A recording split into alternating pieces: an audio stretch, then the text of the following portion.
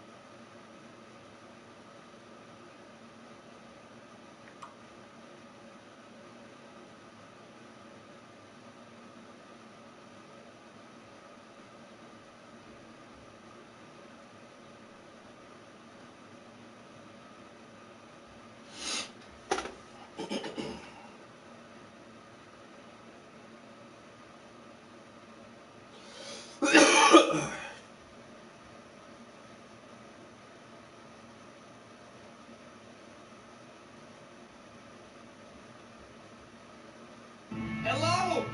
Can anybody hear me? There's bitter days ahead. Dangerous being prophet during times of upheaval. Soon he'll destroy all who stand against him. The Dark Man. From the ashes of Captain Tripp, we have risen! So what happens now? You have You must make your stand.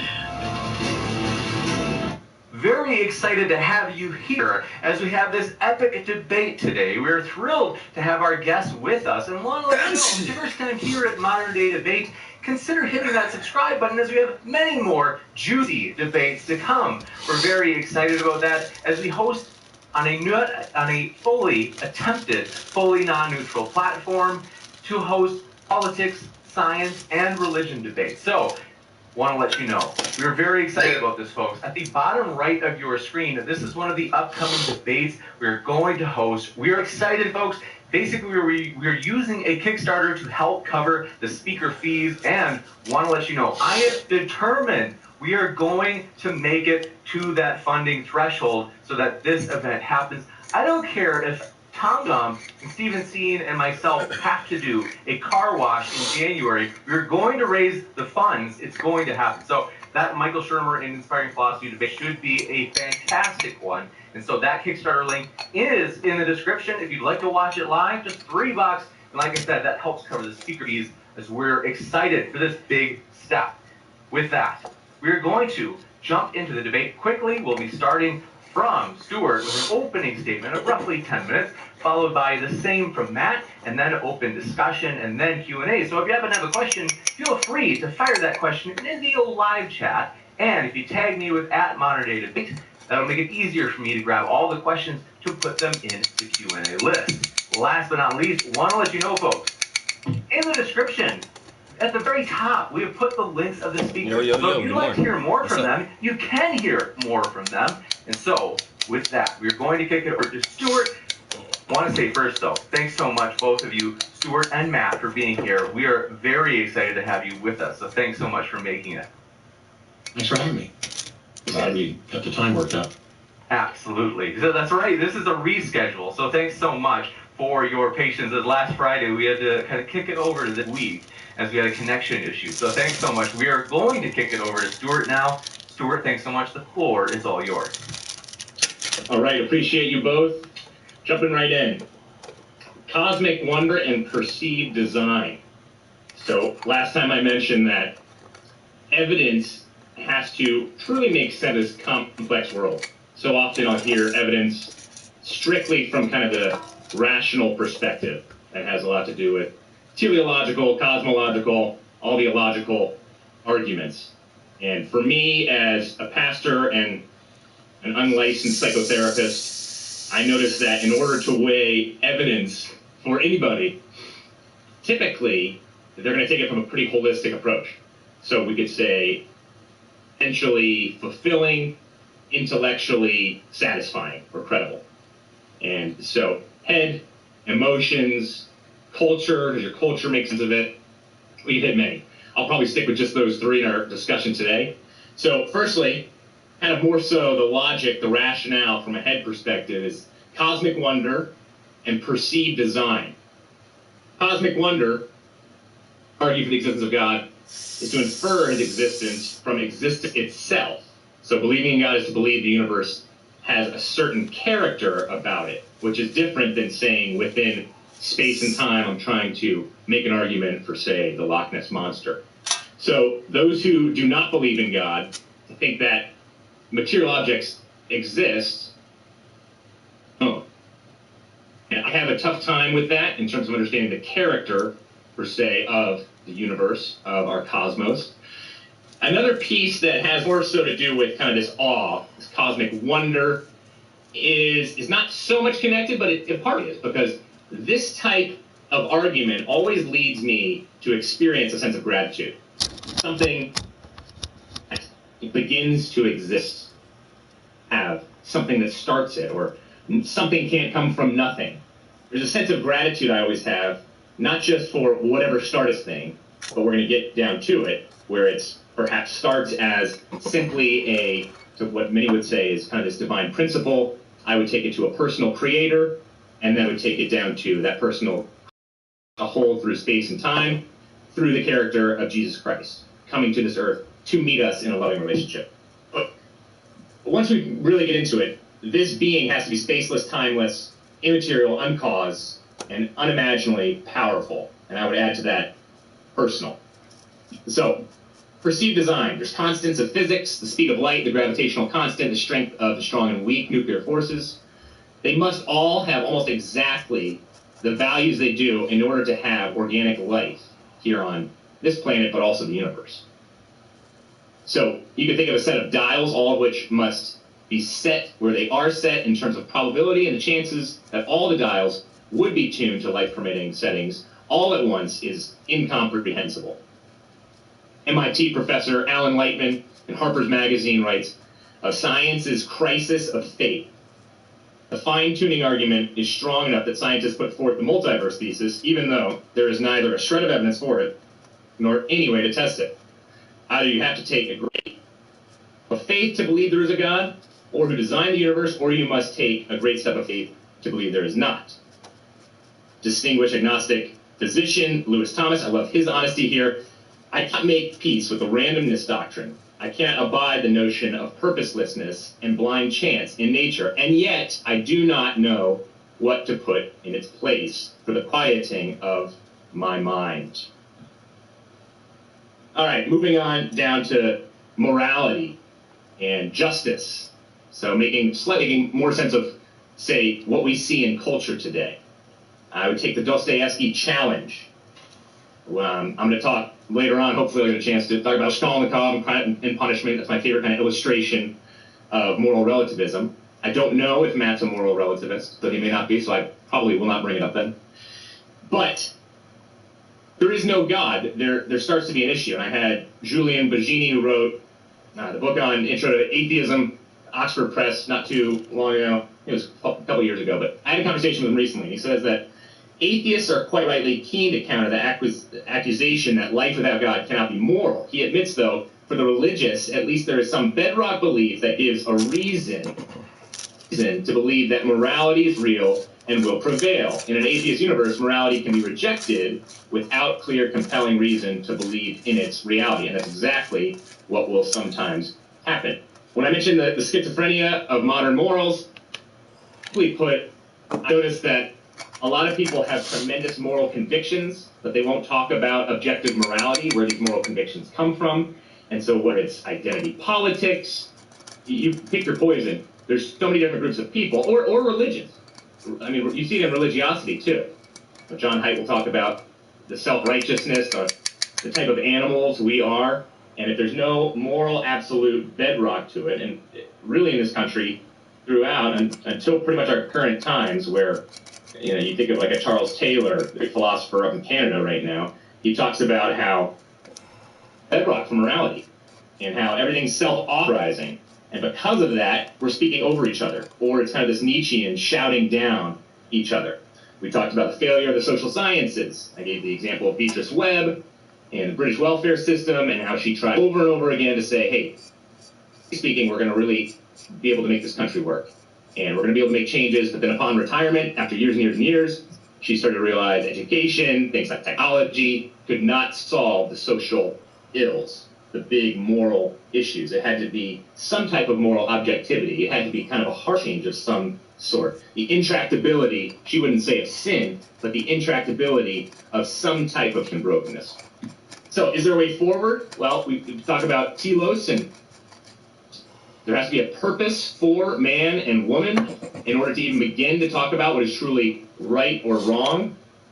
Hume, Kant, Kierkegaard, and others sought to provide justification for objective moral claims. They all failed. The wider society today is riven, polarized, like I mentioned. So, for me, I think it really has to come down to how are we going to solve the problems we have today. And I see a lot of young adults having a tough time with moral relativism. And I see the bankruptcy of it.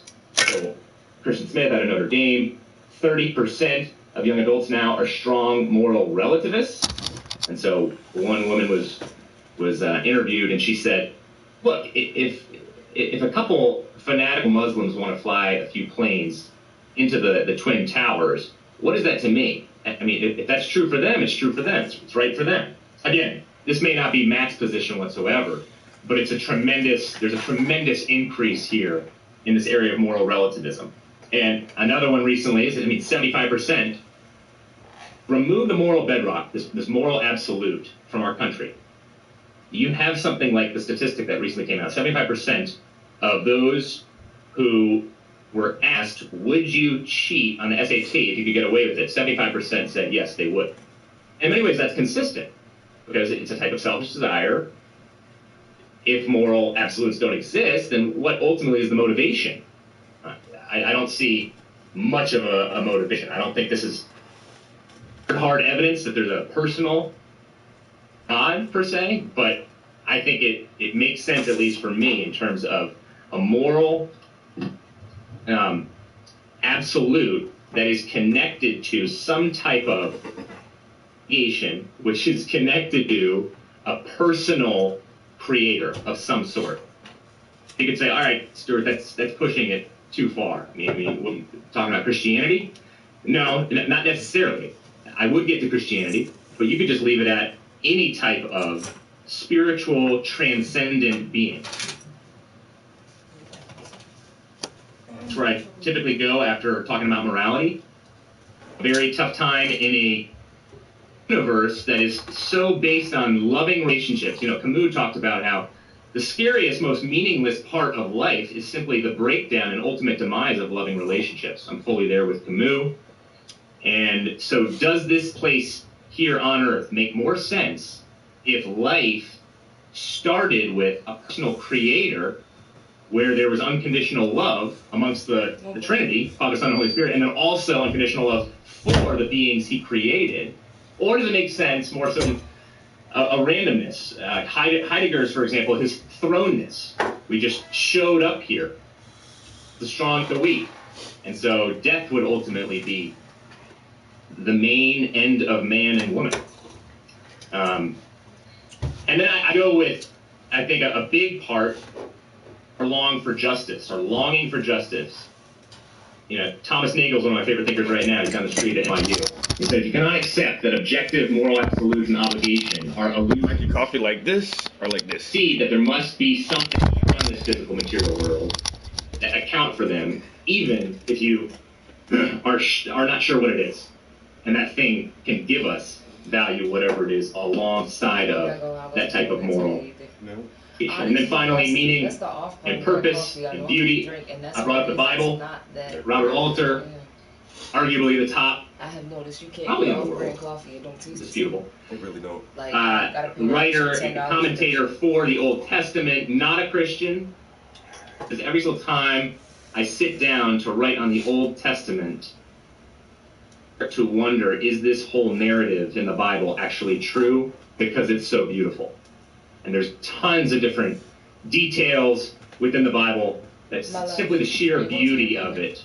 For me, I'm very similar to Robert Alter right there, even though we disagree on our own religious positions, but very similar to start to wonder, wow, is this thing really true? And how, in the type of beauty that is ultimately, and meaning, we have to search for some type of meaning. I think, again, if you go culturally speaking, I was counseling a woman years ago who was finding meaning and purpose in her art. And I see this way more than just occasionally. He ended up sinking into great depression, great pain, ended up in a psych facility because she was finding all of her meaning and purpose in art. And we know a Buddhist understanding when it comes to meaning would say, well, detach. Aim for something, but detach. So you don't end up falling into that type of pain. But the more secular understanding in our Western culture is, no, chase after that thing. Chase after the thing. Don't go crazy doing it, but you got to find yourself. You got to fulfill those ultimate dreams of yours, or you really haven't found your meaning and purpose in life. I think there's great issues for both of those positions, and I think understanding a personal God who gave his one and only Son for us to give us an ultimate reason to live beyond just this planet, ultimately show and give great evidence for the Christian position. Kenyon College, there was an incredible speaker, David Foster Wallace. He hung himself not too long ago. Was an atheist, but he basically said along these lines of meaning and purpose. He said, look, at Kenyon College, he said, if you worship, and we all worship something finite, something on this plane of existence, something earthy. Ultimately, it will eat you alive. But if you worship something transcendent, call it a god, call it whatever you want, that is eternal, that is how you can find meaning and purpose in life that will help you flourish and will not eat you alive. And I think right here, when I'm on college campuses or... Why should we worship anything? Tangible or intangible? Something physical or metaphysical? That's the whole thing. Like, I don't feel like I should worship anything. Anything or anyone. But these fucking Christian apologists, the whole thing about their God and this relationship with their God and how you have to submit to him and worship him. Like, when I think about it too, it's like a perfect being. However people describe God, because people have different understandings of God, but the most general understanding is that the Creator is a perfect being. It is the creator of all existence, time, space, and matter. It is a perfect being. Why would a perfect being need to create anything? Is always my first question. Why would a perfect being need to create anything? Why would a perfect being create something that's imperfect? And why would a perfect being require a imperfect creation to worship it? Like fundamentally, yeah. Like fundamentally, it doesn't make any fucking sense, yo. A lot of the shit about the God being is just weird, yo.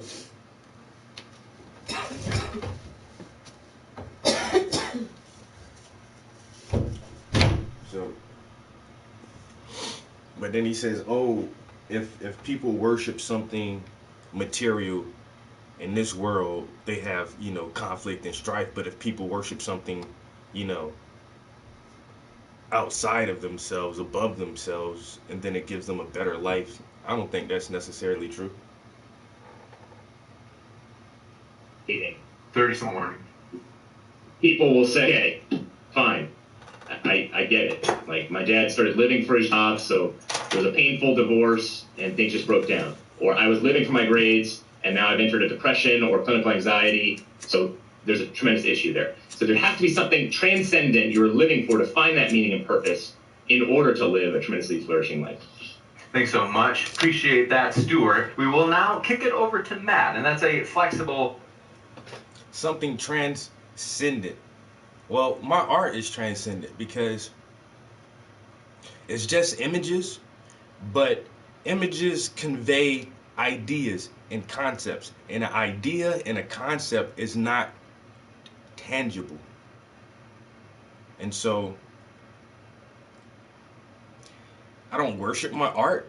I don't want others to worship my art. But by me having a great passion for my creations, and they are able to translate an intangible concept, then my art is just as good as any religious text there is. Art in general.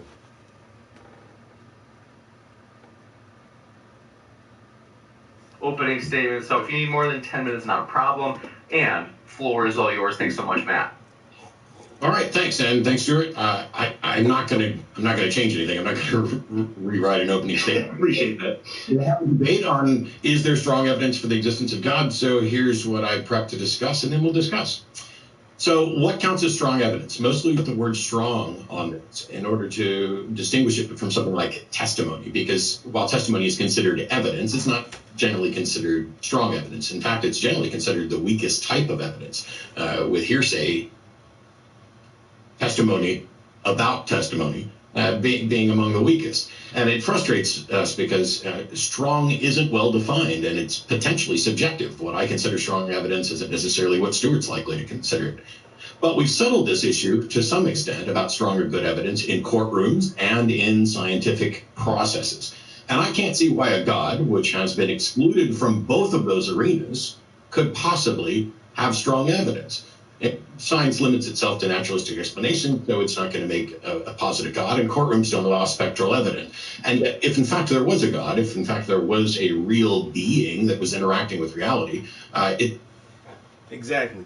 And that's why people say that, oh, America is a Christian nation, but we have way more secular ideas. Once again, primarily in science and religion is what we base. I mean, science and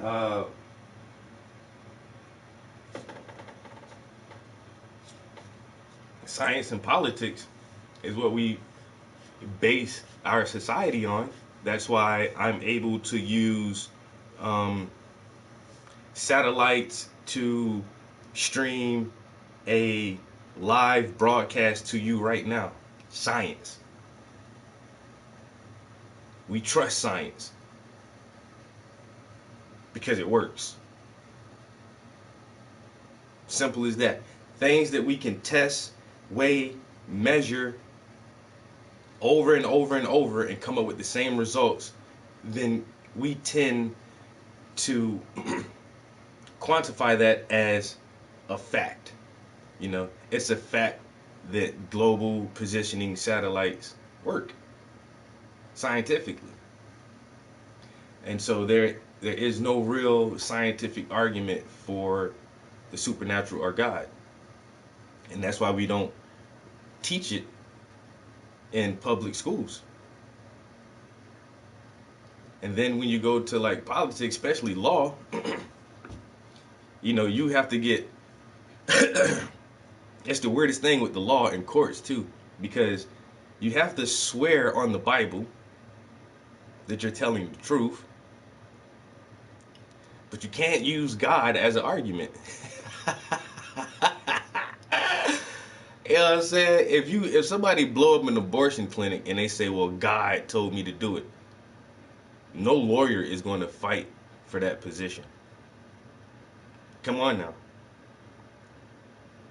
Even though you have to swear on the Bible that you're telling the truth, you still cannot use God as an argument. Why? It doesn't hold up. You can't use no argument and say, well, God told me to do it. And that's what I'm saying. So our society is really weird, yo, in that aspect, where there's supposed to be a separation between church and state, but then there's God quotes on our money. You have to get sworn in on the Bible or whatever religious book of your choosing, and you know, but you can't use God as an argument because we don't really believe in that. We don't really believe in God. You know, it's a tradition, but we ain't gonna let you base a court case on that shit. So. Seems that evidence for this should be found to be admissible both in a courtroom and within science. If the God... Need a freelancer? Go to Fiverr.com and find one in seconds. Or don't go to Fiverr and waste your time searching for freelancers instead of finally taking that trip abroad. Constantinople. That we're talking about is somebody that doesn't interact in reality in any detectable or measurable way, then that God's existence is indistinguishable to us from its non-existence.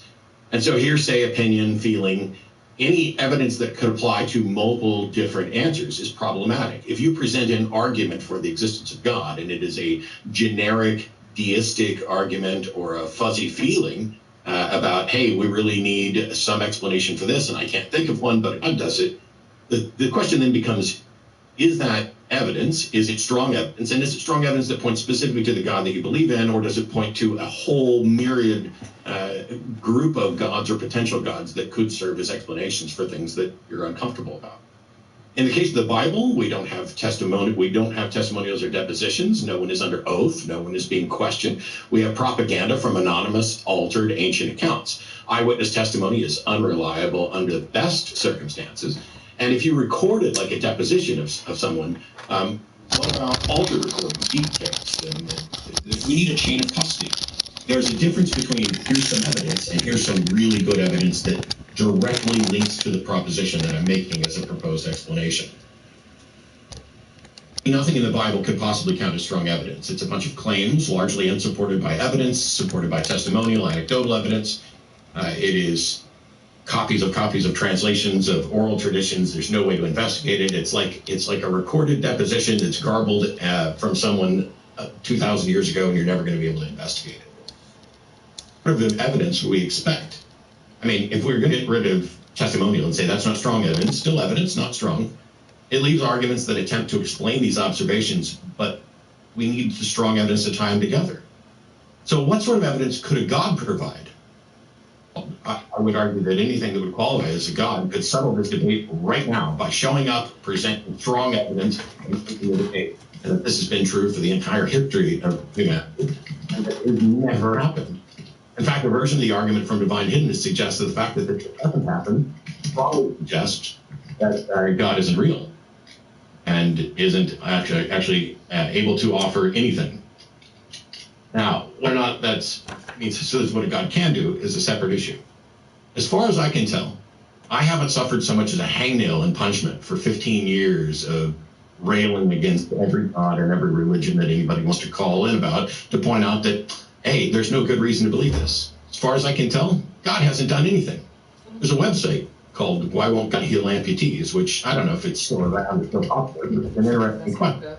Now, I've had people tell me it does in fact heal amputees, and they've seen it. Once again, no, but That's a real thing. Yeah, but even, and that's why I like Matt. Once again, I've been questioning this stuff for so fucking long, like, and that's why I love Matt Dillahunty, because he says the same things that I say, and so when I really started reading the Bible, like I read Zechariah Extension, and that shit blew my fucking mind, and I said, okay, I need to read the Bible, like seriously read this shit. And when I started reading it, I'm like, yo, one of the first stories that I really questioned was Jacob and his brother. And then the other thing was the story of Sodom and Gomorrah. And God had to have a debate with Abraham, and the angels had to walk and all this stuff.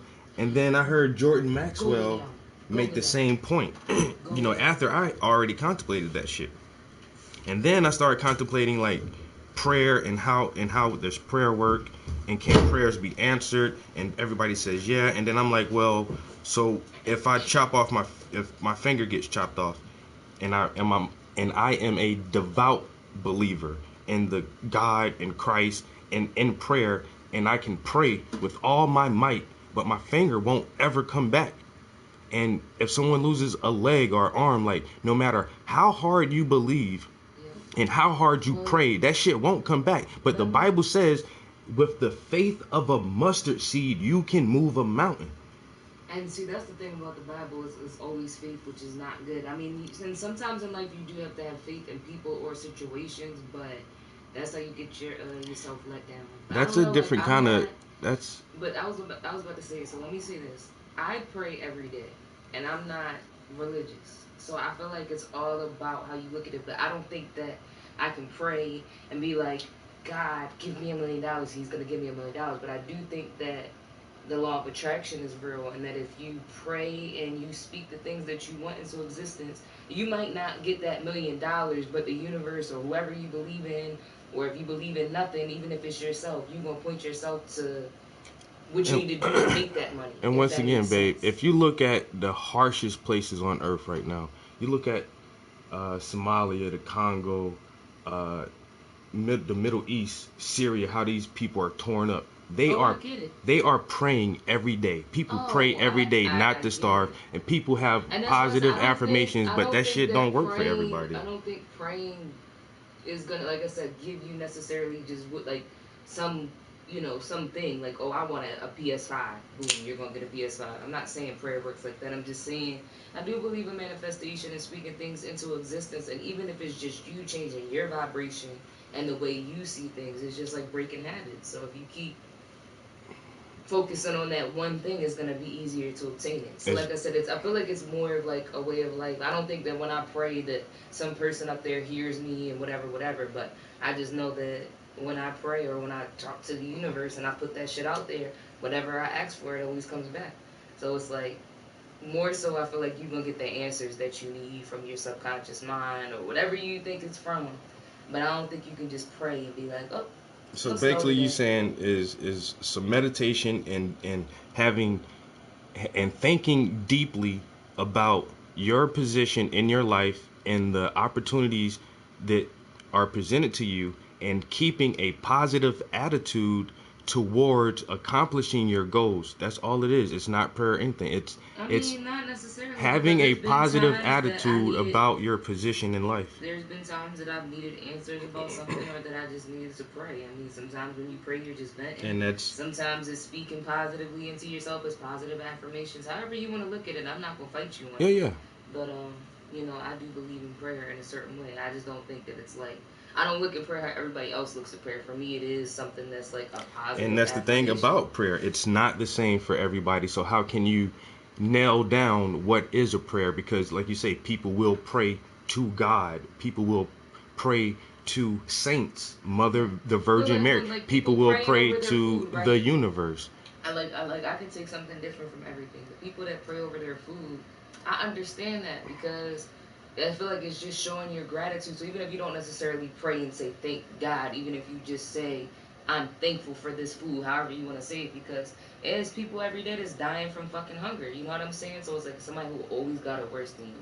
And I feel like if you constantly show your gratitude, then the shit is gonna come Once back again, to you. the people. And again, you can't prove karma either, but I believe in the law of attraction and karma, because so many times, you know what I mean? Like that, I just watched that shit come back on the motherfucker. So people who, like you said, people are dying from hunger, but they're praying too. They're praying for a change. They have a positive attitude. But then that's the thing too. Like, who are they praying to? Doesn't matter who is God. Exactly. Is it Allah? Is it God? Is it? But you say when you pray and meditate, things manifest and happen for you. So you obviously are doing it right. So that means that you.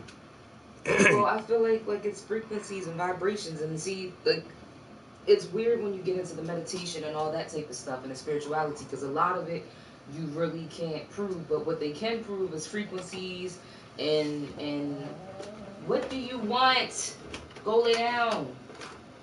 You know, they can prove frequencies and vibrations, and that certain tones make your brain waves change. You know what I mean? So it's like when you really get into it, there is an art behind it. Yeah, that's all physical. That's all physical though. I mean, it is. I'm just saying. Like, there's nothing like if I put on supernatural about it. No, I don't think. I mean, I think that humans are magical. People fail to realize that, yo, when you cut yourself, you will fucking heal. Like, I mean, of course not from a bullet wound, but like, if you go and slice your arm open on something, your arm will heal back up on its own. Babies start learning just from watching, even without speaking. Even in the womb, I feel like babies are like, not necessarily listening, but why do you think that people be playing the little baby music and shit like that? Yeah, there's nothing magical about that. That's all science. It's all science. But my point is just that we're just magical beings, I think. Like, we're really dumb. But we're also magical in a lot of fucking ways, yo. Like, we're made up of little tiny particles that you can't even see with the naked eye. I'm gonna say magical. Life is magical, amazing, but you know, I'm saying magical like it's, you know. Yeah, we're amazing. All life is amazing, just how it works and survives. But once again, like, we just deal with the physical. Yeah. And again, that's what I'm saying. Like, who are they over there praying to? And then, like, also it does have something to do with your environment and your circumstance, because I feel as though if I was over there hungry, I don't know about them, but I probably would start stealing or ruin my own or trying to do something, and their government is trying to keep them oppressed. So it's like, at what point do you decide you want to be like, fuck this shit? But again, a lot of people, like our ancestors, How long were they into the Christianity, while they were slaves, and then still after? It became their whole entire life. So it's like, again, it's all about what you see it as. For me, I feel like when I do my prayer, it's me aligning myself. And if anything, I'm tapping into my fucking subconscious mind, and it's just like, yo, wake up, bitch. This what you need to hear. This what you need to do. Because there's so many fucking layers and shit to the brain. And again, yes, it's science, but I don't know. That shit worked for some people, and it don't work for others. That shit worked for me. That's what I'm saying. In order for it to make sense, it would have to be universal. It would have to be a consistent But even type with of the whole thing. law of attraction thing, when I first started doing it, I was fucking up too. Because see, when people do it, they think that you're just supposed to get some immediate result, and people give up instead of putting that work in. Every day, I don't even say it out loud. I just wake up and I say 5 things I'm grateful for.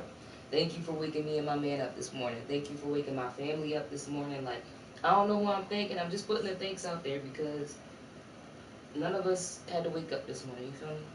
Anything could have happened to any one of us. Life could be much worse. So every day I just get up and I show my gratitude. And I'm consistent with that shit. And then again, it's like, with the law of attraction, you still got to put some work in. That's anything. But I think it's like surrounding yourself with the vision. Like, some people take better to vision boards. Some people take better to going to, having a mentor. Some people take better to whatever. Like me, I just got to read, do my vision boards, and make sure I show my gratitude, do my law of attraction chants, and then I'm good. I don't have any religion at all. The only thing you could say is, like, you can't really prove karma. And I do believe in karma. And I can't explain it. But I do believe in karma.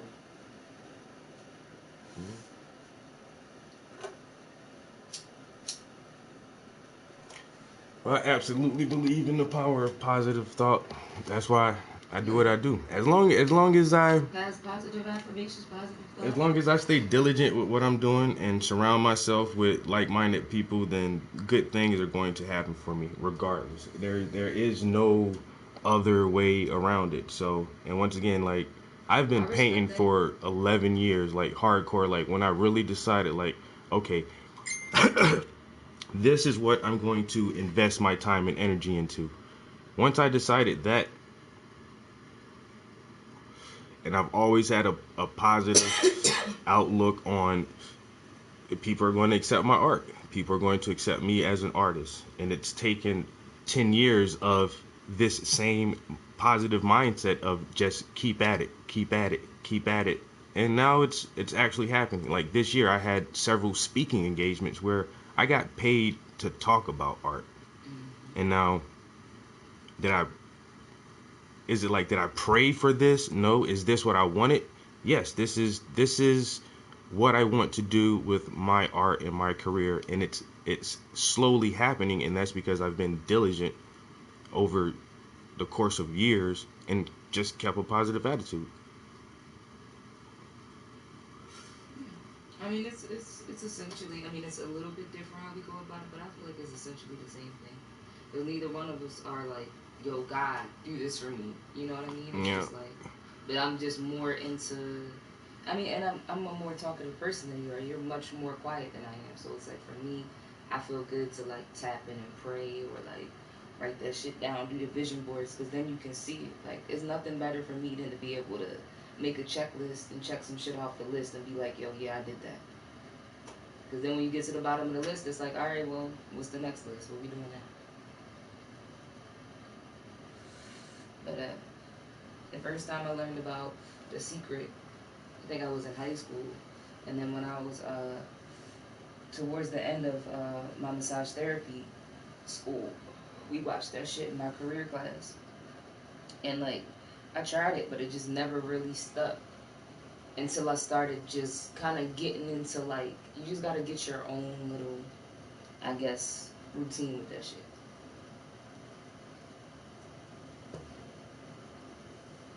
You should read I have a book on my shelf called The Celestine Prophecy, or The Celestine Prophecy. You should read that shit, yeah. I've tried. It's just a novel. It's not nothing like heavier. It's a story, but yeah, you don't really like fiction books like that. Yeah, I don't really like.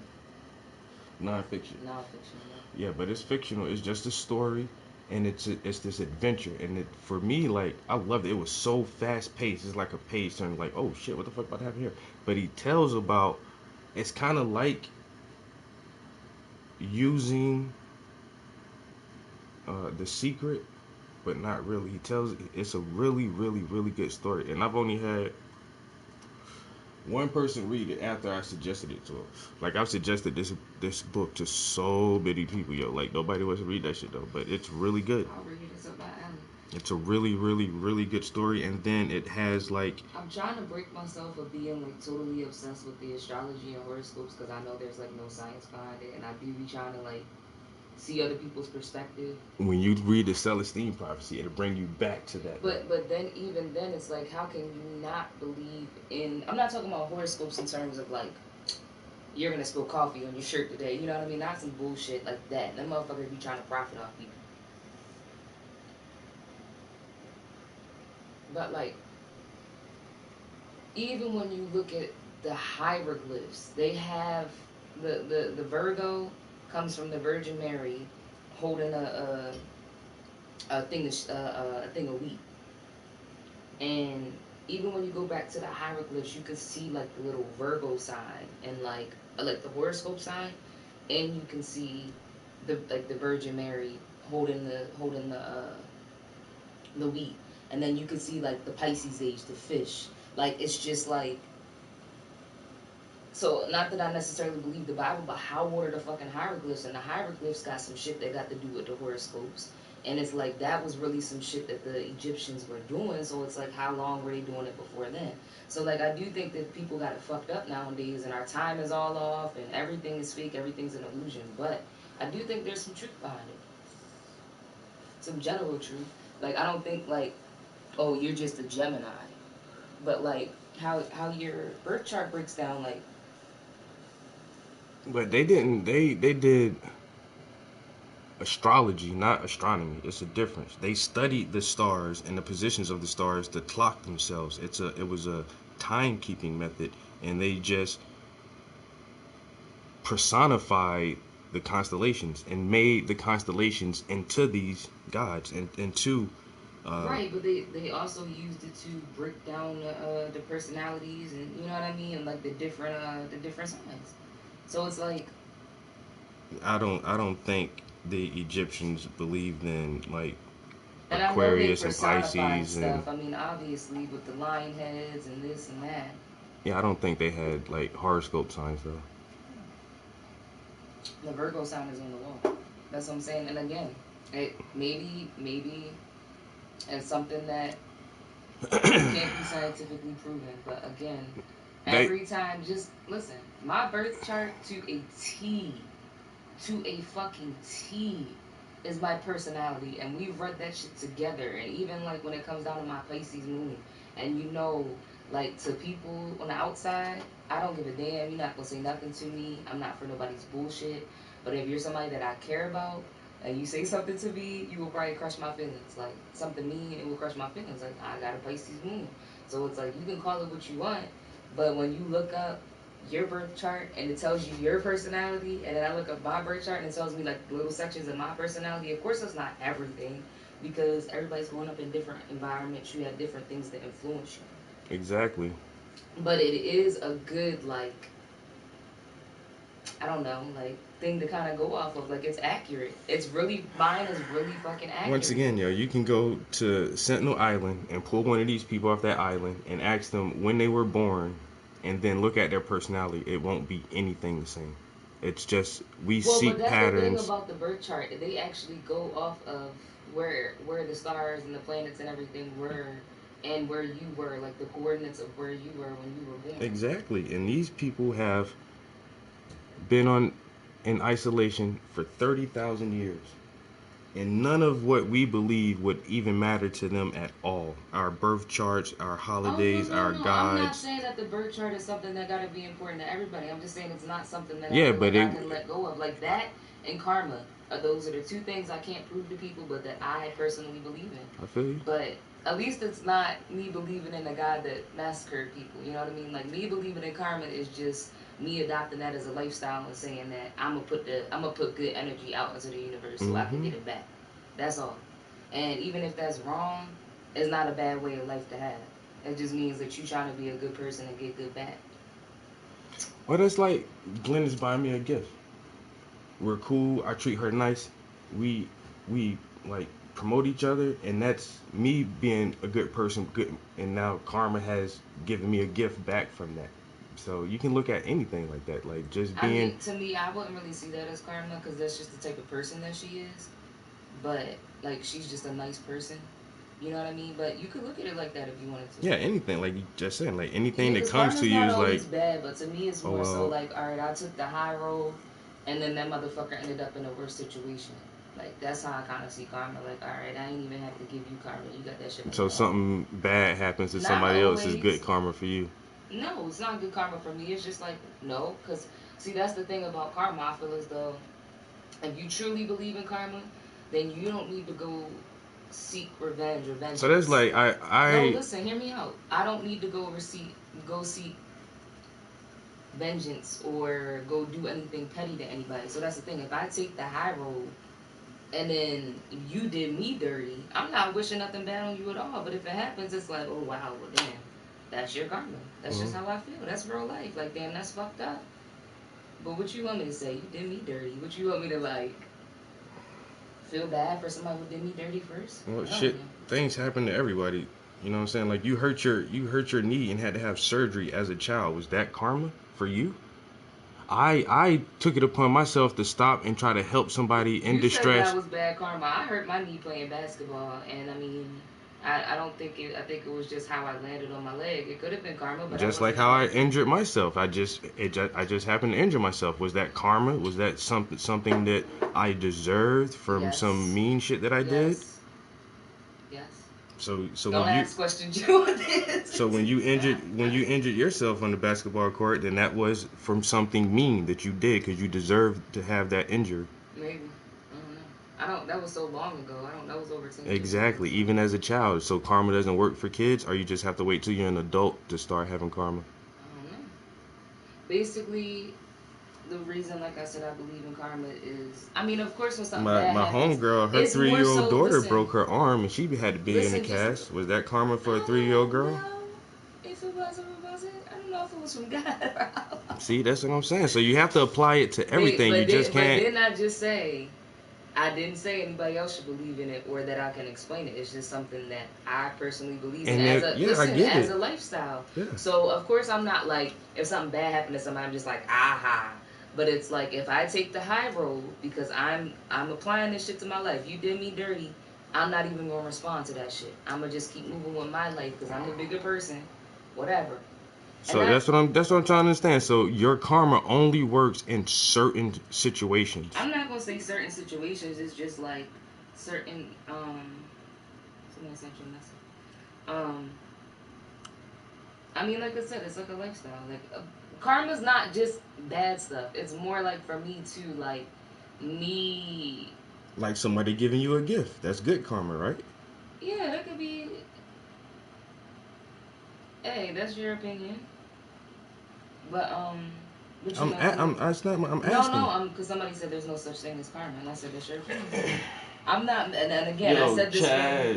I said this what up? from the very beginning that I don't want anybody else to believe in it, and I'm not gonna argue with anybody about it. But for me, it's like, I guess I'm not even gonna call it karma, but it's just like energy. Like I'm not gonna put no bad energy out into the universe, and just because somebody does something to me doesn't mean that I always have to react. Like it's a whole lifestyle. Like I read shit from so many different people, so it's like I'm not a Christian, but I don't think it's most of the 10 Commandments are They're all good, and just That's like what it I'm says, saying. do unto others as you would have others do unto you. Love thy neighbor as you love thyself. And then like Deepak Chopra, he always talks about like non-resistance and like every action don't need a reaction. He's like, yo, imagine somebody speeding past you on a highway, but their family member just died. You getting pissed off because they swerved around you, but they got an emergency going on. Like you just never know what somebody got going on. So again, I don't always think like that because then motherfuckers just always going to run all over you. But at the same time, to adjust your mindset and the way you see shit, and just like sometimes even though a motherfucker was rude to you, to take a step back and be like, you know what, that's cool because that's not a representation of me. Yeah, and that's just looking at reality for what it is. So you But don't that's what really I'm saying. need I'm not karma saying or that's anything. I'm not saying that's karma, babe. I'm just saying that's a makeup of what I pretty much believe in. Yeah. Like I'm not a Christian. I would never go back into church ever again. I'm not anything. But So Vlad, are you religious? I fuck with the Ten Commandments though, and I believe in karma. But the Ten Commandments are common sense though, and this is what I say about the Ten Commandments. Like when you read the Bible, Moses fled Egypt before before God gave him the Ten Commandments. Moses fled Egypt because he murdered somebody, and he fled because he was scared of getting caught for murder. That's before the Ten Commandments. So nobody had to write down "Thou shalt not murder." Motherfucker already ran for murdering somebody. He knew what the fuck the deal was, and then years later, God gives him the Ten Commandments that says "Thou shalt not kill." So you know what I'm saying? There's just obvious points that about being a human and living in a culture where we are like social creatures, that you don't kill people for no reason. And he did that, and he ran because he felt guilty. The same way that God banished Cain for killing Abel, one of the first stories in the Bible. It's wrong already, hella long before the Ten Commandments. You know what I'm saying? Like the Ten Commandments, they sound cool, but it's something that we already have grown to understand through evolution as a social species. Lions live in the pack. Most monkeys live in packs. Humans, we have lived in packs. And if you live in close proximity to your species, you don't do dumb shit. And that's what people call morality. You know what I'm saying? What's good for you is good for everybody else. You don't want nobody to kill you. Honestly, if we all had morality, then we wouldn't need shit else anyway. And again, with back to karma, is different definitions, right? Because I had to look it up to see like what are the different definitions that people say of karma. Yeah. And what are some things? So this one says, because this, I'm not good at explaining. This is better. It's a word meaning the result of a person's actions as well as the actions themselves. It's a term about the cycle of cause and effect. So that kind of sums it up better. That's why I said it's like I don't always think like, oh, this something bad happened, this is your karma. But for example, if you always do something to somebody, you always put that energy into the universe. Like say like you're a cheating ass dude and you cheat, and then finally you get with a female that cheats back. I don't know that it's karma, but I feel like it's a life lesson for you to finally realize what you've been doing to other people, if that makes sense. If that explains it better. So once again, you're how you're saying it is always just if it's a negative thing, like if you receive a negative effect, that's your karma. If you always put good out, then you're gonna get good back. Again, it's all about energy, and even with this, it says cause and effect. So again, like I'm not saying like, oh, y'all should believe in karma. I'm just saying I think it's a good principle to follow. Like the energy that you put out is the energy that you will get back. But once again, I'm not saying your karma's set in stone. Like, oh, you were here and in your past life you were, because that's another thing about karma. They say like whatever you did in your past life will influence what happens in this life. I'm not even saying that. I'm just saying like the whole cause and effect thing. Like I'm not really deep into the karma, because if you really believe in karma, you believe that we've been here before, and if you suffering in this life is from the past life. Everything says don't be a dick. That's basically life, that's yo. That's the definition of karma. Like don't be a fucking dick. If you're nice to people, then the world would be better, yo. Say thank you, hold a door for somebody, you know what I'm saying? Help people when you can. Don't be a fucking dick. And that's it. That's the only way to live life, yo. And then you can have good karma and positive affirmations and everything else. And then not only that, because people always think of karma as just karma, you got what's called the 12 laws of karma. And then it says karma equals actions. The 12 laws of karma, the great laws. Where does the word originate from? What Can culture? You stop? Do you need to go out? Karma is from India. Yeah. The law of creation, the law of humility, the law of growth, the law of responsibility, the law of connection, the law of focus, the law of giving and hospitality, the law of here and now, the law of change, the law of patience and reward, the law of significance and inspiration. Karma is a lifestyle that promotes positive thinking and actions. I'm gonna go let the dog out. Come on.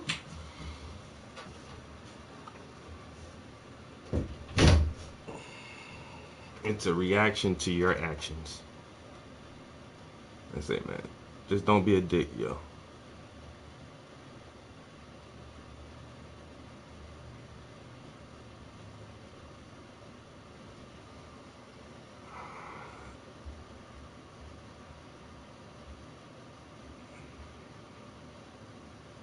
If you try your best not to be a dick, yo, like, just good shit'll happen. That's all it is, yo.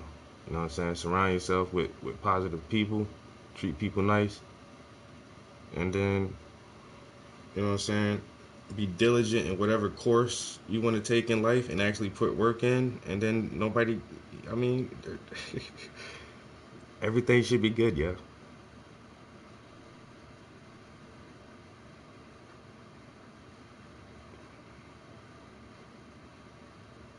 Until I really decided, like, all right, I'm gonna paint. You know what I'm saying? Like, I was just blowing in the wind. But once I buckled down and said, okay, this is what I'm gonna do. And then I try to put myself around people who do the same thing, and, you know, meet like-minded people with the same interests. And years later, like, I'm getting closer and closer to where I want to be.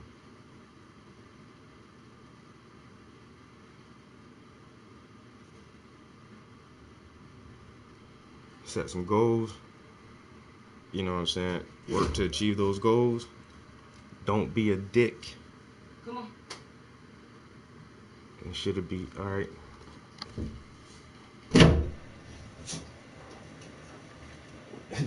Does a dog have karma, or is it only humans? Can a dog have positive thoughts or talk or pray or do anything that humans can do? So. Well, dogs can have positive thoughts. Can they? And is that proven? Are we able to tap into their minds? Will a dog protect you? Some of them. Then that dog has a positive thought about you and a negative thought. And the dog or has is it an instinct to protect their owner? Well, that's, you have to show the dog that you are together. You know what I'm saying? A stray dog that doesn't know you won't trust you for the most part. But if you raise a dog, right, and if you a dog's show, with its pack, it's going to protect its pack. And if yeah, you're a human, you're its human pack. Yeah, so it understands protect the pack, positive. Attack the enemy is negative. So I don't think that dogs understand it as positive or negative, but I get what you're saying. And again, I'm not here to force. And she won't eat certain shit because she don't like it. So she's like, this is bad, this is good. That's positive and negative. She understands what's bad and what's good. Again, I'm not. She shit in the house and I call her. Else belief. Yeah. But again, when people think of karma, people don't even know that you got the 12 principles of karma. You know what I'm saying? So it's like it's deeper than that. You don't have to believe in it. But that's not going to change me believing in it. I don't care what anybody says. No. We're going to listen to a little bit more of this debate between Matt and Stuart. And yet they do not or cannot produce evidence. As a magician, I've heard people describe tricks and watched them claim that the only explanation is that I'm using demonic powers when I know that to be false. I could say, hey, I raised someone from the dead the other day, but they were abducted by aliens. And if you were with me, you would have seen it. And so that's the strong evidence. Why would I lie? So for ages, we've been having people claiming it's rational believing in God, and then some claim there's strong evidence. Where's the presentation of the evidence? I don't know, because I wrote earlier, I don't know what actual evidence to present, but there's some wrong claims. I want someone to present the evidence. It needs to be distinctly applicable to the God you're arguing for. It needs to be empirical, examinable, hopefully reproducible, and the God proposition needs to be falsifiable as well. There needs to be some way to show that this isn't true, and in fact it's not. Once upon a time, strong evidence was presented for the sun orbiting the Earth, but we were wrong. The sun doesn't orbit the Earth. But all of the evidence, and it was good, strong evidence, led us to that conclusion. We also had the same strong evidence that the moon orbits the Earth, and we were right. So strong evidence isn't enough on its own, and we don't even have that. Now, in the United States, we have a prime example. There is no strong evidence of election fraud sufficient to have impacted the 2020 presidential election. Despite this fact, multiple recounts, elections being the most secure ever, Every state has certified the results. The Supreme Court has rejected an attempt by Texas and 18 other states in this area, and now electors have cast their votes. Isn't strong evidence of fraud that would have impacted the election. There's not even weak evidence, yet people still believe it's a fraudulent election, just like they believe the Earth is flat, just like they believe there's a God. The only difference between evidence for fraud and evidence for God is that the fraud proposition is actually testable and falsifiable, while the God proposition isn't, which clarity makes it the weaker claim, with the weaker evidence, not stronger. The fraud proposition is something natural that's known to be a potential explanation for election results. The God claim isn't known to be a potential explanation for anything. And to explain something, whether it's election fraud, the existence of the universe, hope, morality, created something, is there something, rather than nothing that we have to explain, we begin by listing candidate explanations. Things that we know from experience and evidence could be a potential explanation. It, as a claim, has never been demonstrated to even qualify as a candidate explanation, allowing spectral evidences in courts. Try walking into a courtroom and suggesting that God told you to break the speed limit or that he told you to bomb an abortion clinic. The courts will not accept that. But if there were strong evidence for God, the courts would have to accept it. The issue is as over and done as the 2020 election. It's just that they're going to be an increasingly diminishing portion of the population that, like Trump and his supporters, simply refuse to concede. So much, Matt. We will kick it into open discussion mode. So thanks everybody for being here. If you happen to have any questions for the Q&A, oh wait, I want to let you know if you were. But once again, that's how weird. I guess I just said this a few minutes ago, and Matt brought it up about the court. Like you can't use God as an argument in court. But when you go to court, you have to swear on the Bible to tell the truth. I was about to say, but you have to swear on the Bible. It's so ridiculous. It's so ridiculous, yo. Like that's why we should toss that shit out. Like why do we even? Like, if I ever go to court, I think they say you can swear on whatever book you want to swear on, actually. But the Bible is the standard that's book. That's the thing. What if you don't want to swear? Like, I don't want to swear on anything. And even if I was religious, I mean, I know it's the whole point that you're going to tell the truth, but even then, I ain't about to swear on this damn holy book. If that's supposed to be y'all holy book, how you going to swear on it? Yo, I'm gonna bring in Black on Black Violence by Dr. Amos Wilson. Yeah, I'm gonna swear on this shit right here. So I'm gonna swear on this shit. This is my childhood right here. That's what I swear. Y'all want me to, I can swear on the Bible, but I can't use God as an argument. Hey, yo. You know what I'm saying? It's so weird. It is so weird. I say. Just the fact that we're in a world where people are discriminated against for the fucking color of their skin and the texture of their hair, and so many people believe in fucking crazy ass religions. And I know I'm one to talk because I believe in karma, whatever, but like I'm talking about some real like cult shit. Like it's crazy. At least we don't gotta prove that we can swim. Yeah, that's the whole thing. Like humans are animals, and that's how like when I break down a lot of arguments, I just take it to the biological, genetic side of things. If you really want to like get all the way down to shit, yo, we're just animals,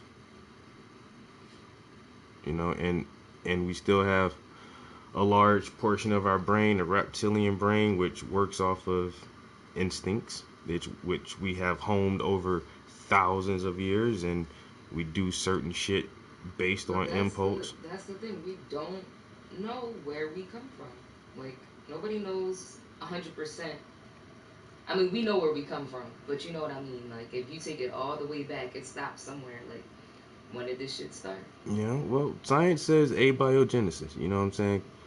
Complex compounds and molecules came together to form the first simple amino acids, which form the first single cell organisms. But where did that shit come from? And it just appeared. It's just this. Out of magic.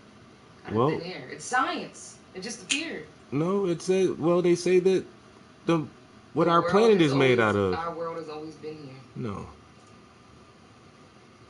man. The cosmological argument is, bro, it's just Oh, the Big Bang.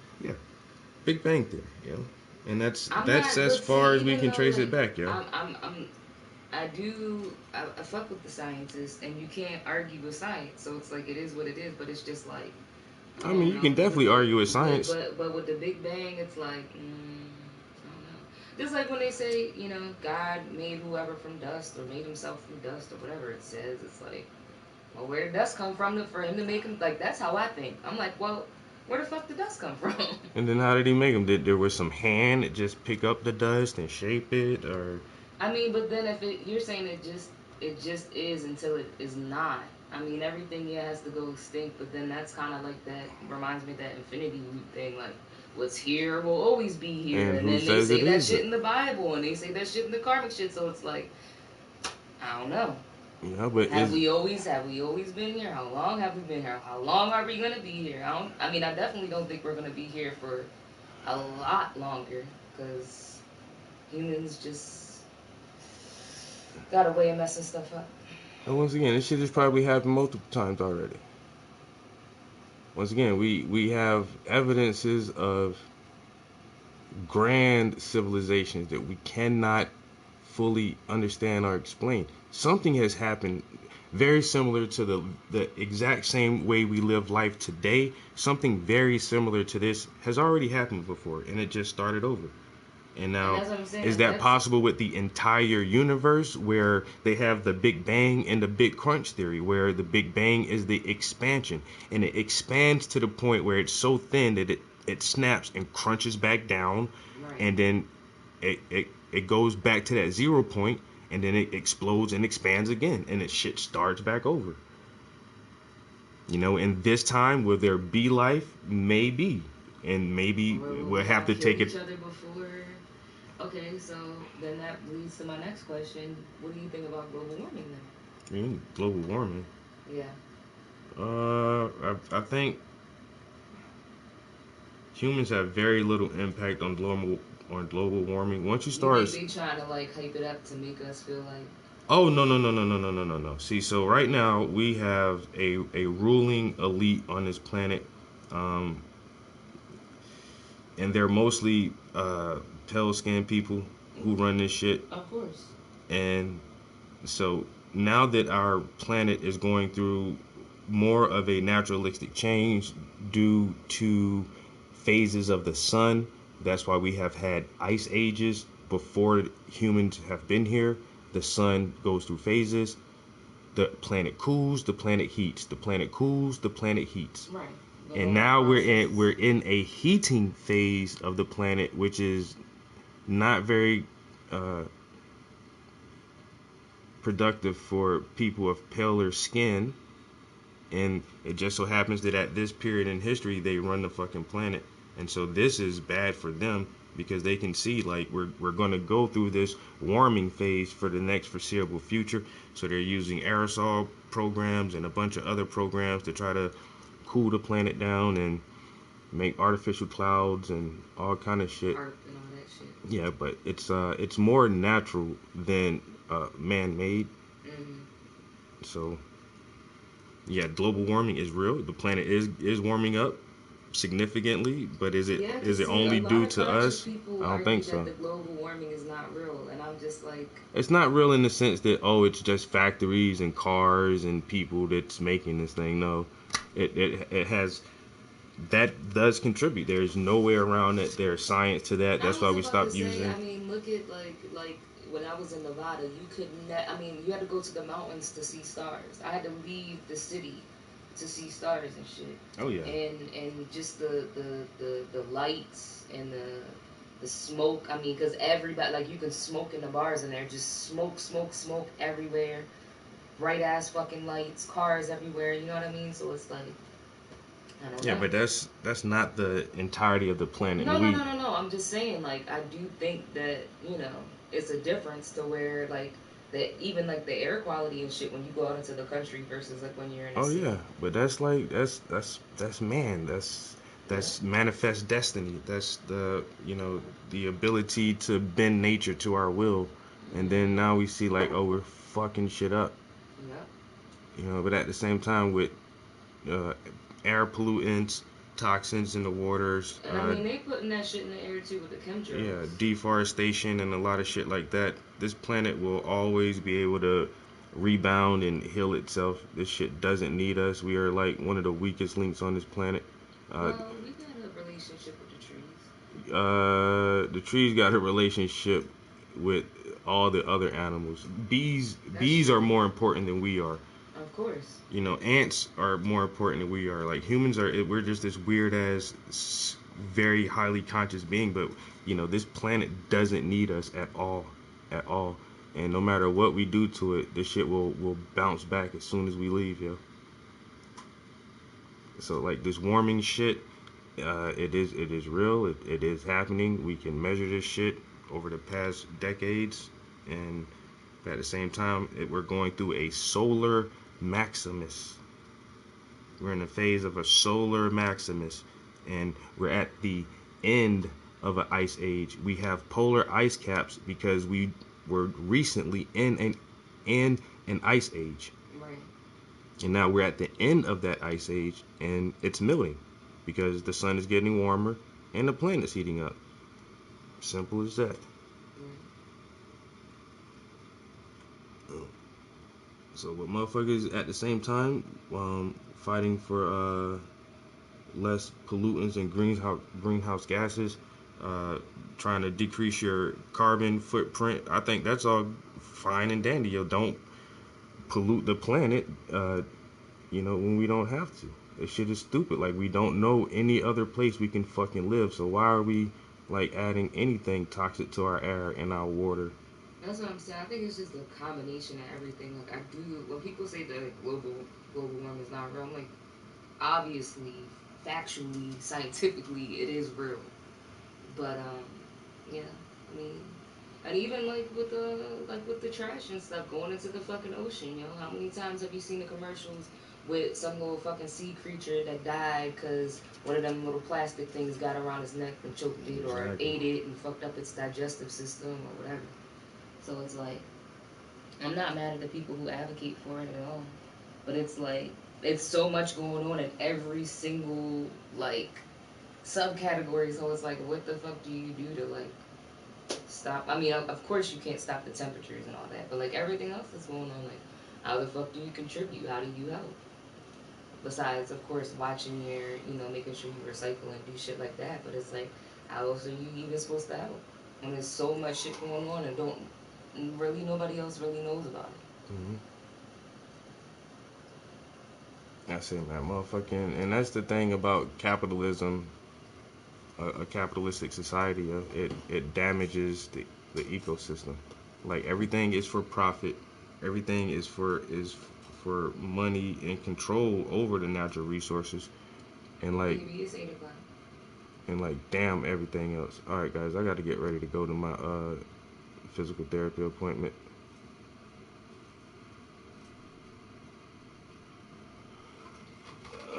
I got a good bit in there though, working on that arm and that hand.